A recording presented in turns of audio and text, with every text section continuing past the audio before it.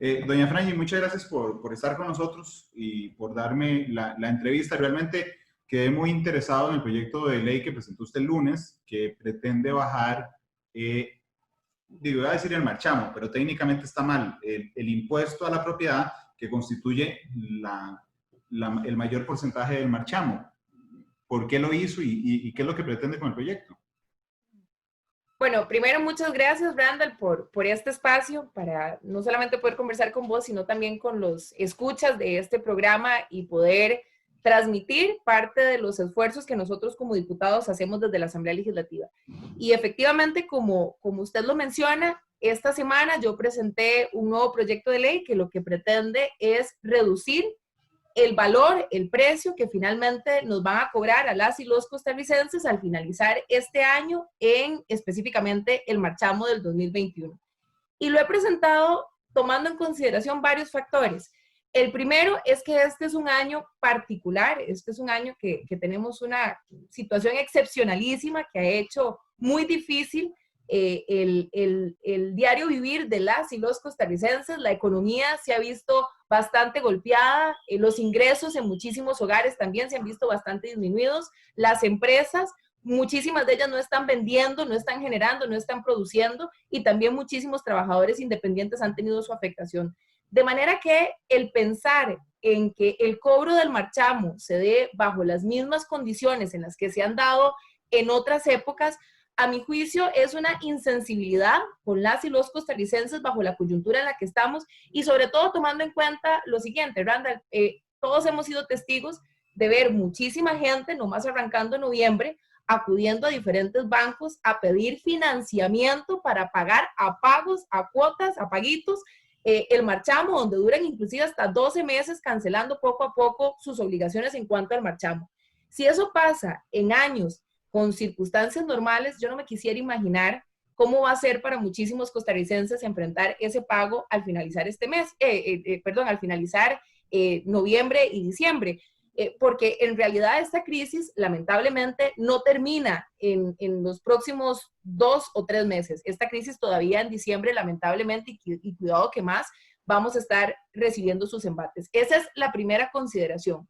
La segunda consideración, bueno, y también importante decir, Randall, que el proyecto también contempla el que hay muchísimas empresas que tienen una flotilla vehicular bastante importante para llevar a cabo sus operaciones, y que muchas empresas tienen su flotilla completamente parada y que no está produciendo, ¿verdad? Entonces eso también generaría un aliciente que le permitirá a las empresas y a los costarricenses enfrentar el cierre de año y arrancar el próximo año con un poquito más de esperanza y optimismo, ¿verdad? Y esa consideración para efectos de no sentirse totalmente abrumados y saturados con las cargas que tienen que enfrentar.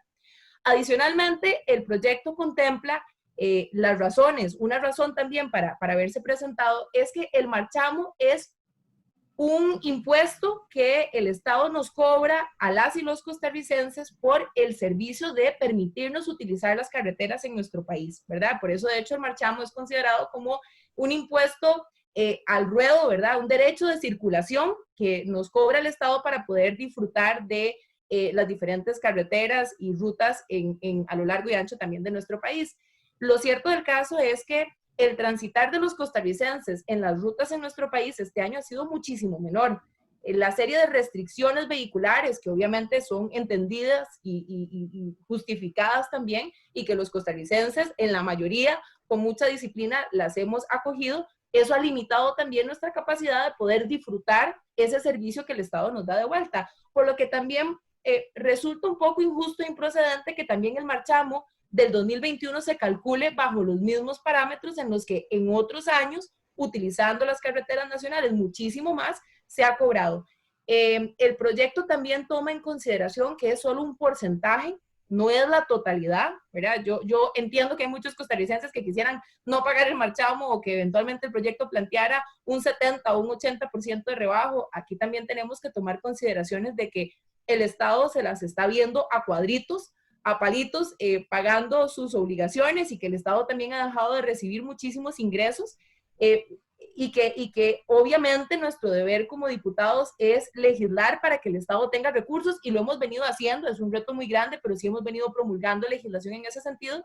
Pero toma en consideración que es un porcentaje apenas que lo que busca también es legislar, Randall, en la otra dirección también. Aquí hay que legislar en pro del Estado y generar esos recursos. Hemos aprobado empréstitos, hemos aprobado recursos adicionales que le han ingresado al Estado. Este proyecto de ley que lo que buscó fue congelar el precio del combustible, le generó también al Estado un ingreso importante. Obviamente no resuelve el problema, pero estamos en eso. Pero también hay que pensar en la gente y en generarle incentivos que les aliviane un poco esa carga.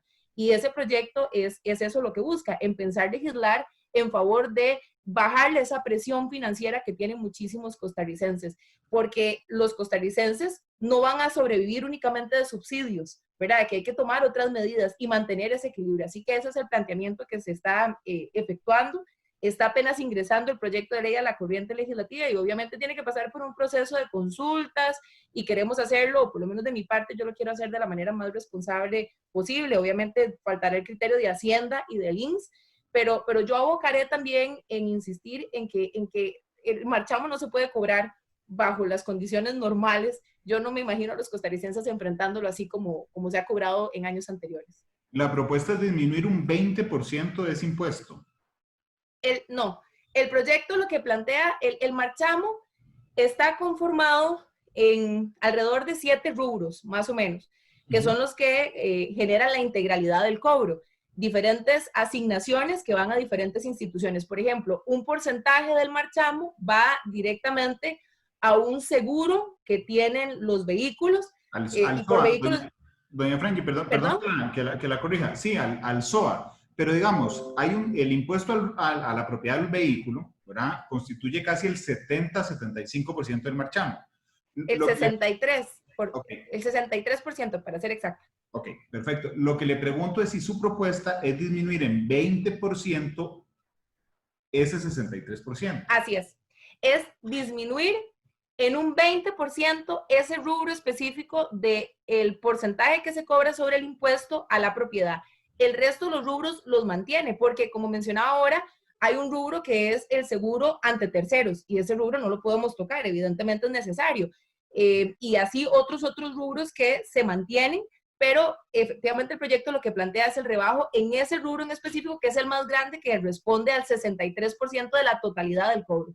En la práctica se convierte matemáticamente más o menos en un 12-13% del total. Exactamente. ¿Por qué un 20? Digamos, ¿cuál es la razón técnica? ¿Por qué no un 25, un 30, un 50? ¿De dónde salió el 20? Bueno, el 20 se planteó en términos de buscar una propuesta que tuviera viabilidad política, ¿verdad? Mencionaba yo al principio de esta entrevista que muchísimos costarricenses, a mí incluso me pusieron ahí cuando yo anuncié el proyecto, que por qué no en un 60 o un 70, y bueno, muchísimos quisieran que el rebajo sea mayor. Pero también hay que entender que estamos enfrentando una situación en la que el gobierno se la está viendo a palitos con los recursos y que no podemos de manera alegremente plantear un 50, un 60, un 70. Planteamos un 20 tratando de equilibrar unos 2, 3 meses que en este momento son en los cuales hemos enfrentado esa disminución en el transitar de las carreteras costarricenses y que podría equivaler a un 20% del año y que podría equivaler al porcentaje que se podría aplicar sobre ese rubro que yo mencionaba. Pero obviamente el proyecto es necesario que pase por la evaluación técnica en la comisión, donde también atenderemos la recomendación de las entidades que le competa a este proyecto, y ahí podríamos hacerle ajustes al proyecto, evidentemente incluso en el porcentaje. Ok, lo entiendo, pero entonces, vamos a ver, en un momento estuve tentado a decirle, doña Frangi, la propuesta del 20% es absolutamente antojadiza, sin criterio técnico. Usa un criterio técnico, Randall, si son 3 meses del año, ¿verdad? Si yo divido el 100% en meses, si es 3 meses, me da 25, entonces puse 20 para que fuera viable. Aún así, ¿no le parece que podría ser el cálculo con mayor precisión técnica, doña Frangi? Claro, no, y yo quisiera comentarle a los costarricenses que, bueno, el proceso de elaboración de los proyectos de ley, el legislador tiene la atribución establecida por los costarricenses después de quedar electos de hacer los planteamientos de conformidad con los criterios que el legislador pues esté percibiendo y plasmarlos en un proyecto de ley. Entonces, digamos que el legislador tiene esa posibilidad de plantear proyectos de ley bajo Es lo criterios... antojadizo. Pues no antojadizo, digamos, porque en realidad tampoco mi aspiración, Randall, es que al final el monto se haga alegremente a mi capricho. Había que poner un monto, ¿verdad? Ese es el monto inicial que yo como diputada estoy poniendo sobre la mesa. Si a mí el INSS y Hacienda me dice que quiere un descuento mayor, pues vamos con un descuento mayor. Y si me dicen que ocupan un porcentaje menor, pues ellos son los llamados a darme la parte técnica una vez, porque los proyectos de ley por obligación tienen que pasar por una consulta institucional a las entidades que tienen ligamen con el espíritu de ese proyecto. Entonces, consciente de que este proyecto tenía que pasar por esa consulta, por ese tamizaje, es que yo estaría recibiendo de vuelta los criterios de las instituciones y yo no tengo ninguna obsesión ni intransigencia en obstinarme en que tiene que ser un 20 y un 20 y punto. Pero bueno, el proyecto tenía que plasmarse con un rubro y ponerlo a discusión. Y lo hice con tiempo también, Randall, porque vos habrás sido testigo muchas veces de que el proceso de aprobación de proyectos de ley en la Asamblea Legislativa a veces es un poco lerdo y quitémosle la palabra a veces. Bueno, estamos haciendo un esfuerzo ahorita en la Asamblea Legislativa por ser más rápidos, pero es un proceso, es como escribir una carta entre 57 personas, ¿verdad? Es bastante complejo el conciliar voluntades en una redacción final. Lo he planteado con tiempo porque lo que quisiera es eso, casualmente, que se dé un debate nacional, un debate entre los diputados, recibir bastantes criterios técnicos para poder justificadamente el avanzar con esta iniciativa, consciente en que en noviembre debería haber una legislación al respecto, porque el 1 de noviembre es que se empieza a establecer el cobro ya para las y los costarricenses. Lo puso para empezar a discutir. Sí, bueno, así es como se arranca también con las ideas y proyectos. Se pone sobre la mesa el proyecto. Yo te podría dar fe de muchísimas iniciativas que se han planteado en la Asamblea Legislativa en una dirección y que posteriormente en el análisis su dirección va tomando todavía muchísimo más detalle y se le va dando muchísima más forma hasta que finalmente sale ya un texto al cual se le aprueba. Es un proceso normal dentro de la Asamblea Legislativa, pero sobre el cual yo consideré como diputada que, bueno, esos eran parámetros que yo veía políticamente viables y que obviamente ocupaba los criterios técnicos que estaremos pronto a recibirlos, espero yo en Dios. El proyecto se le va a asignar comisión y una vez que se le asigne comisión, yo haré todo lo posible porque la discusión se dé de manera reposada, pero también consciente que el 1 de mayo deberíamos tener un veredicto de qué va a pasar con esta situación del tema del marchamo. Adicionando lo siguiente, Randall, no lo plantea para más años, ¿verdad? O sea, parte de una situación de conciencia de que estamos en este momento ante una situación excepcional, porque también costarricenses me mencionaban que por qué no lo aplicábamos de manera permanente, y pues bueno, obviamente no lo podemos hacer de esa manera, porque también estamos conscientes de que nos guste o no el marchamo, o lo consideremos un poco excesivo o no, pues bueno, es una necesidad que en este momento el Estado ha tomado en cuenta.